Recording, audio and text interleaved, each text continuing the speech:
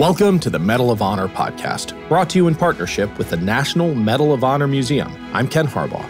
In each episode, we'll learn about a different service member who has distinguished him or herself through an act of valor. Second Lieutenant George O'Brien Jr. was born on September 10, 1926 in Fort Worth, Texas. He graduated from high school in 1944 and enlisted in the United States Merchant Marine, where he served for 2 years. After leaving the Merchant Marine, O'Brien attended Texas Tech and graduated with a BS in geology in 1950.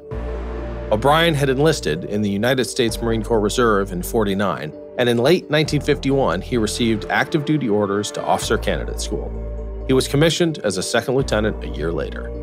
O'Brien then deployed to Korea with the 1st Marine Division and was assigned to 3rd Battalion, 7th Marines. There, O'Brien was thrust into the First Battle of the Hook. By this time, the Korean War had reached a stalemate, with neither side gaining an upper hand. That did not diminish the vicious fighting for O'Brien, who was on an outpost at the United Nations main line of resistance.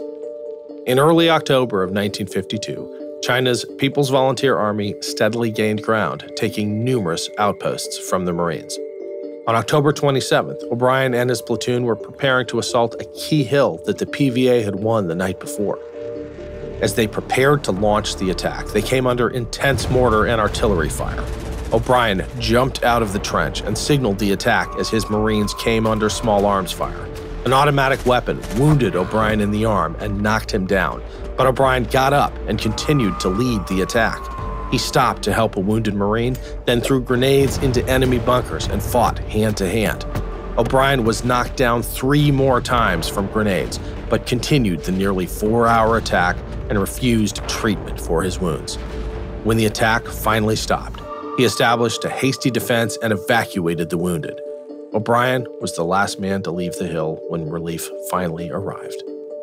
A year later, on October 27, 1953, O'Brien received the Medal of Honor from President Eisenhower at the White House. O'Brien was also awarded 2 Purple Hearts, the Korean Service Medal with 2 Bronze Stars, and the United Nations Service Medal. He stayed in the Marine Corps Reserve for another decade, leaving as a major. When O'Brien returned to Texas, he raised a family and volunteered at the Big Springs VA Hospital.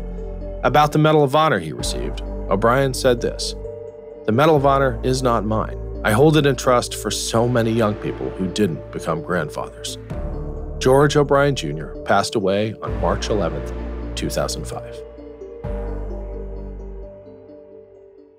The Medal of Honor podcast is a production of Evergreen Podcasts. Nathan Corson is our producer and engineer, Leon Pescador is our associate producer, and I'm Ken Harbaugh. We are proud to support the National Medal of Honor Museum.